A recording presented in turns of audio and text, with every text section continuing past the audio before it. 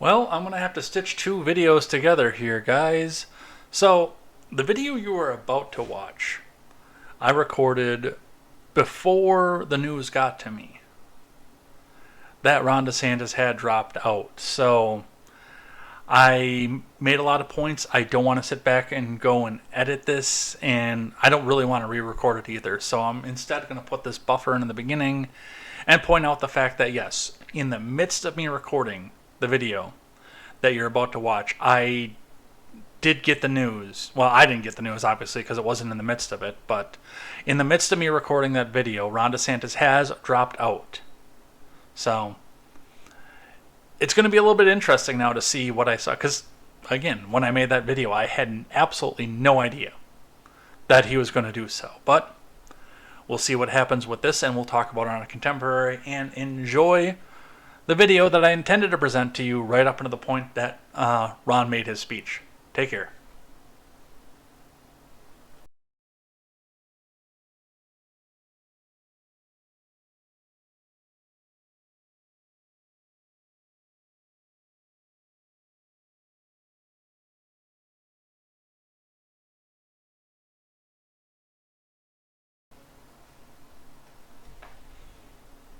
Hey guys, J. Edgar here. So, as of the time that I'm recording this video, 2:24 p.m. on January 21st, on a Sunday, Ron DeSantis is still in the race. Now, given what I've been seeing over X for the last probably 3 or so hours, plus what I've seen over the last couple days, by the time this video gets uploaded, this might change. In fact, it could be by the end of the day today, because I don't intend to upload this until Tuesday morning. I'm probably going to upload the other one that I did about morality on Monday. Maybe tonight on Sunday, but on Monday. But I want to talk just a bit about Ron DeSantis' campaign.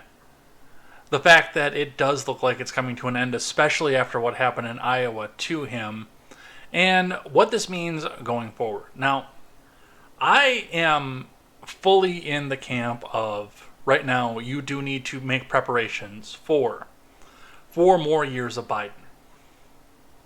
And that's not me saying and predicting that there are going to be 4 years of Biden, but I don't want you to be caught with your pants down if you put all your chips in on Trump, and then the arrest happens, somebody JFKs him, or anything else like that, or, God forbid, the old vegetable actually wins under fair means. You should always be prepared for that. Drop 20 pounds, working on that right now myself. Drop of ice, pick up a new skill, and maybe get 1 or 2 extra streams of income. And given the fact that there is so much intense popularity on stopping the Orange Man, it is a distinct possibility, any of the factors that I brought forward before. And again, I'm not saying that any of this is going to happen. Hey, we might get 4 more years of Trump off of this. I don't know. I don't have a crystal ball. And as we saw, and I admitted on Contemporary about this, as we saw in Iowa, I can be fantastically wrong in a moment. I thought that was going to be way more of a squeaker than a lot of people did. And honestly, I think the DeSantis camp thought it was going to be more of a squeaker. I don't think they thought they were going to win that. I thought they were going to get 1 or 2 or 3 points below. But I thought they were going to come away with the second place under one of the tightest conditions that there were. But one of the things I want to talk about is with the DeSantis camp, especially now that it's starting to draw to a close, we think. There's been speculation. Yesterday he went through and he canceled all the rest of his campaign events. There's been a lot of scuttlebutt on X today, January 21st, that he is expected to announce that he's suspending his campaign on Tuesday before the voting starts in New Hampshire. Again, as of this moment, where I'm sitting here right now, I don't know if that's going to happen or not. But there are some things about the DeSantis campaign, and really realistically, even though I have vocally and adamantly said that I'm not going to vote for Trump unless there are some very, very, very specific circumstances, one of which being the nomination of Dr. Carson as the vice president. Other than that, I'm not going to. He shot his shot, and he failed with me on the excess spending, especially when Nancy Pelosi's house could come back and convince him just to spend willy-nilly. Otherwise, his poll numbers, his campaign numbers might drop unless he goes and signs this omnibus here. They could stroke his ego, and for someone like that, it worked. But DeSantis was no better. In fact, in my mind, he was much, much, much worse at a federal level. Now, I was very open, and you can go back through my videos. I put a video up every single day in 2020 and in 2021. In fact, I didn't stop putting up videos every day, every weekday. I should not say every day, every weekday. I didn't stop putting videos up every day until I got completely overwhelmed by moving to a 60-hour-a-week job in 2023. Until then, I did not miss a single weekday. And I was very adamant and open, especially in the very beginning, about the fact that when they were talking about Ron DeSantis in 2018, 2019, saying he's going to be the heir apparent, because at that time, 2019 into early 2020, it was the economy, stupid. We had no idea that the pinko pox was going to come by and derail everything. We had no idea of anything that was going to happen. I was already against DeSantis at the time. While I understood that he was doing very, very, very conservative things, I am an anti-executive order voter. The more you rule by executive order, the less I'm going to like you, is what the vast majority of it boils down to. So as I'm sitting here and watching, and in 2019, 2020, Ron DeSantis was famous for if he couldn't get what his legislature wanted him to do, he would just go back and EO it out. I called him Governor Executive Order from the moment. And I told my friend John from the Porch Boys, was living in Florida at the time. And I told him I was on his old show, The Generational Gap, and said the same thing. I said, I can't vote for DeSantis. I know they're talking about bringing him in for 2024 again. This was when we all thought that Trump was going to win 2020. I can't do it.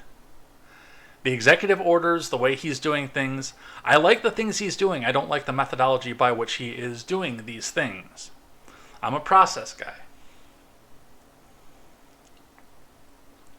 And I think some of that messaging actually got to the DeSantis camp because he started pushing a little bit more. And I think having a bit of a legislative shift based on a demographic shift in Florida really helped him out because he stopped doing things by executive order very shortly after that. But I mean, I already knew that it was something that he could possibly do.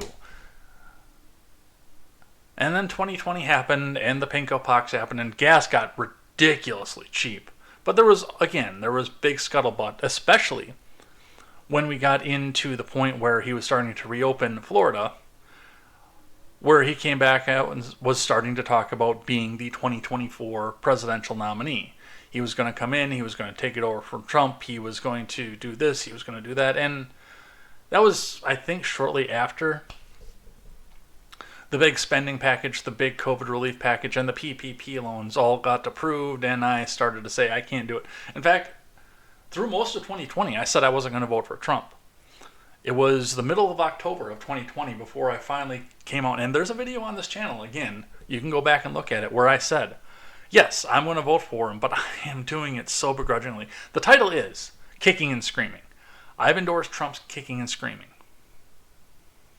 because I couldn't handle that. But again, I told John, and John even asked, like, "Oh, why wouldn't you want to vote for one of the freest governors in the state, my governor?" And I said, it's the executive orders. It's the way that he is bullying around his political agenda. And again, before all this stopped. But one of the things that I noticed, number one,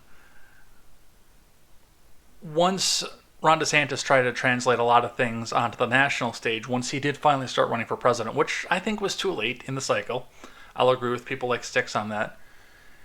If he wanted to get in and if he wanted to be successful, he should have done it maybe 2 or 3 months before he actually got in, instead of doing the will he, won't he kind of thing that he was doing through the entire campaign. But one of the things that I noticed when I started analyzing the DeSantis campaign his agenda, what he wanted to do for the United States on the whole versus what he did in Florida, was that he did stand on his record in Florida a lot. In fact, that was the main part of his entire campaign is, hey, look at all the stuff that I did in Florida. Look at me. Don't you love me? Don't you want to vote for me? Don't you want me to force Christianity down on a gunpoint on all the unwashed heathens? He obviously didn't go that far. I'm paraphrasing that point. But if you listen to some of his fans over on X, you would think that that was a part of the campaign. The thing with Ron DeSantis is he is a very, very successful governor on a state level. He's a very successful executive on a state level. And I said this in the video when I introduced Ron DeSantis and his campaign. I said the exact same thing. Ron DeSantis' policies work very, very well in a system where you've got the ability to move people in and out of your state at a whim. Something that you can't do on a national level. And I said at the time when he first got in, I think that's going to be what kills him. I do. I think that's going to be what ends the DeSantis campaign. Even if he does manage to come forward and overcome everything, one of the problems he's going to have is a lot of people who fled Florida, which they did, in droves, now coming out here with an axe to grind with the threat that they'll leave the country, but they can't actually leave the country because they can't find another country that'll take them. So now they have to come back out and live under these policies. Did Ron DeSantis make Florida a redder state? Yes, absolutely 100% did. Is Florida reliably red for the near future? Well, I actually don't know that right now because of the fact that now that he's been on the national stage, people are starting to question his ability to lead because he ran a campaign so poorly. I think it's going to stay red for considerably amount of time. And again, that comes from the migration both in and out of Florida. But there are going to be some other things that step up. They're complaining about high insurance rates, which comes with the fact that they have an aging population. America's retirement home, they call it.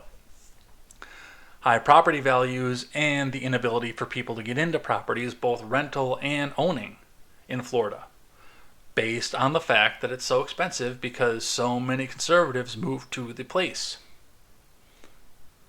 Because they were getting friendly regulations and friendly legislation from the state.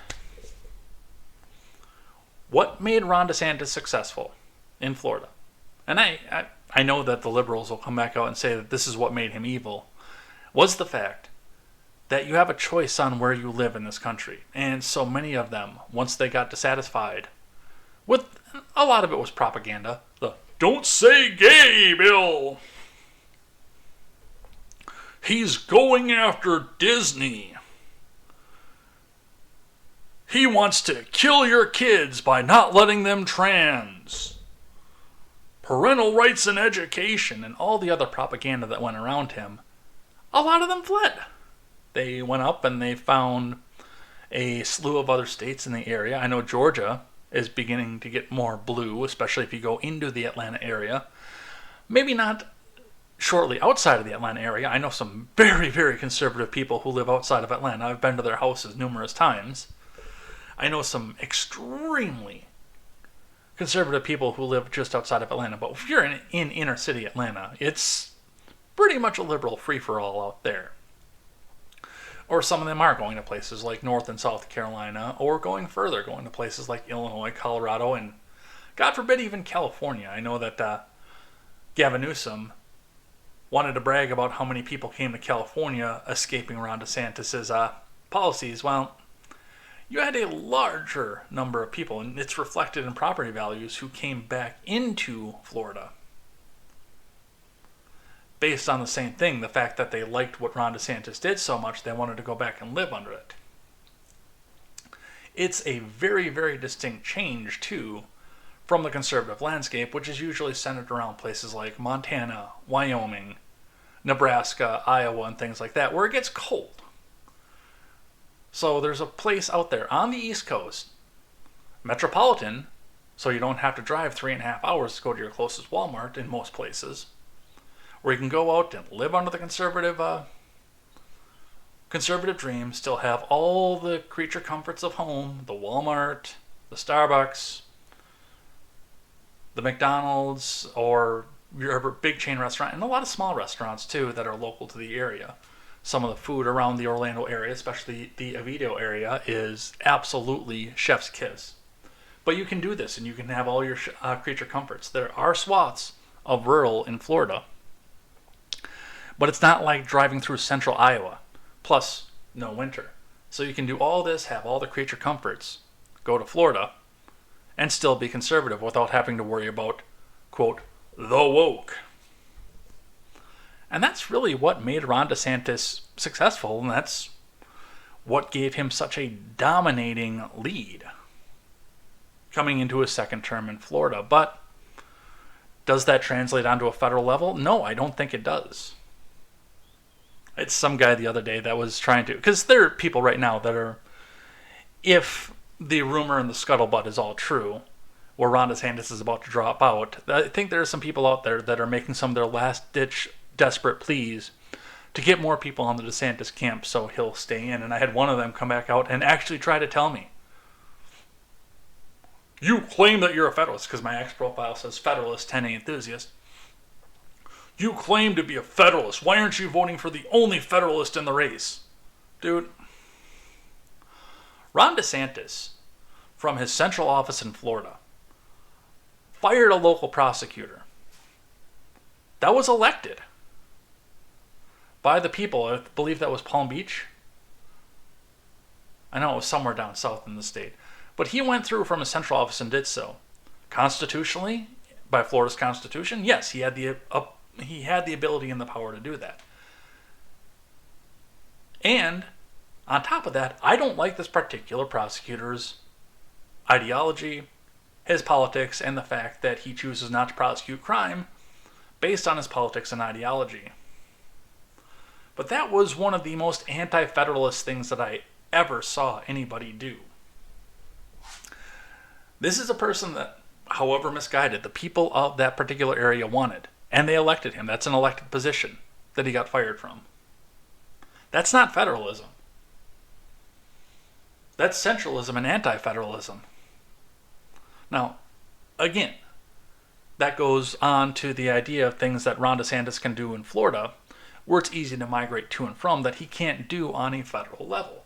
There is no mechanism, no statute, to where he'd be able to do that from his central office in the presidency. Another thing that I think would have killed his ability to rule is not having all the tools available to him by constitutional constraint on a federal level that he has in Florida. So, I wouldn't vote for him. I understand why a lot of people would. I do. And a lot of it does come down to the morality. One of the reasons I was able to parse myself out from the DeSantis camp through the primaries, in spite of the fact that I had no plans to vote for Donald Trump, is the fact that I don't need my candidate to be my pastor. I have a pastor for that. I don't need to look to my candidate and say, how do I live a moral life? My parents taught me how to do that. And again, influence from my pastors growing up and the pastors that I have now. I didn't like what I saw from DeSantis. I understand why a lot of people did. And I don't begrudge them the fact that they did. Let's go back into the campaign, though. One of the other, and because this is going to be kind of an autopsy of where DeSantis fell away. I don't think that this was entirely due to actual diehard DeSantis fans, what I'm about to say. I do think that there was some liberal influence. I said this when I announced and started talking about DeSantis the first time. That I think a lot of the people who were online, chronically online, telling you about the 91 indictments, felony charges, he could be in prison forever. I think a lot of them were Democrats. I think a lot of them were people who were coming in there specifically to shake everything up. Let's be realistic. The economy sucks. As much as the Biden camp is trying to tell you the economy is amazing, everyone's 401k is up, which is technically true, based on the fact that the Dow just hit 38,000. It's technically true, but that's also based on inflated Biden bucks at this point. And these people probably can't contribute as much to their 401k to go up in this because, well, they go to the store. They go to the grocery store. They see what the inflated prices are. Looking at what happened over the last 2 years, it's fairly easy to see that if the entire Republican front unified at all, they were going to take this election walking away. It wasn't even going to be close. It was going to be a slaughter. But we had one of the messiest primary processes, especially among the voters. Not so much among the candidates. They took a lot of jabs at each other, but the Donald himself didn't go to any of the debates. I've said numerous times I think that was the smartest move for him based on the fact that he was up under so many gag orders, and Mike Pence was one of the witnesses in one of the trials that he is facing down right now. If I was a Trump lawyer, I wouldn't let him get anywhere near that debate stage because, well, any little slip, anything whatsoever, Mike Pence can go back and run to the judge and say, he's threatening me! But regardless, even still, you've got people up on the stage who are all lawyers, let's face it, who understand how lawfare works, and they know just what buttons to press to try to get Trump to say something outside of his gag order. He wouldn't have been able to debate. He'd have had handcuffs on him the whole time. I think that was smart to do so. But to see these people come back out and throw their little barbs at each other, DeSantis, for all of his credit, was mostly calm about that. He got a couple jabs in on Nikki Haley, especially on the one-on-one that the two of them had with each other. But for the most part, it was fine and lawfare. But regardless, the intent of all of this was a messy, messy primary. So now you've got people whispering in their ear, cheated on all his wives. 91 indictments. Could be going to prison. Not moral. Not Christian. Do you really want to vote for this guy? And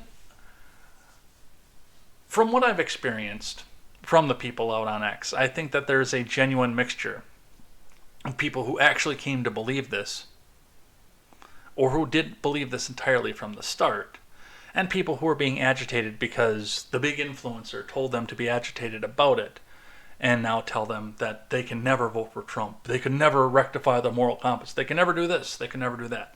And I'm not going to go and rehash what I just said for me an hour ago, for the rest of you a day ago, in my morality in my presidential campaign video.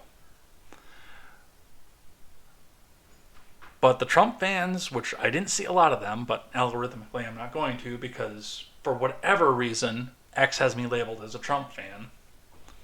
And also the DeSantis fans are sitting out here, and they have been absolutely vicious to anyone who doesn't believe the way that they do.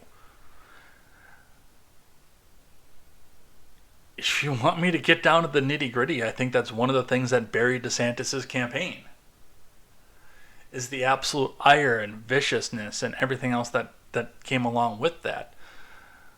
I did see a little bit of the MAGA people coming out and saying, oh, well, you're an establishment this, and you're a globalist that, and I said the same thing to them at the time. I said, stop it. This is not helping. You need these people to win in a general. But I always got the impression from the DeSantis people that they thought that anybody who didn't agree with them, and I always loved this, because I've been very open about the fact that I'm not a Trump supporter. If you have any legitimate criticism at all of Ron DeSantis, you are a Trump cultist. Swill in the Kool-Aid. I have been told that so many times since DeSantis got into the race. This is not helping you either. So what's going to happen on Tuesday, I don't know. If the scuttlebutt that I'm seeing and all the talk around it is true, then DeSantis is going to drop out in the wee hours of the morning at New Hampshire and endorse Trump. I can't attest to that. I don't know. It would make for a very interesting race, but it would also make for a very, very interesting argument online and among the campaigns as to who is going to win and who is going to lose now. So, bless you. I don't have a crystal ball. I don't know what's going to happen. I'm going to continue to watch this and see where it goes. And, well, we will see you on Contemporary. Take care.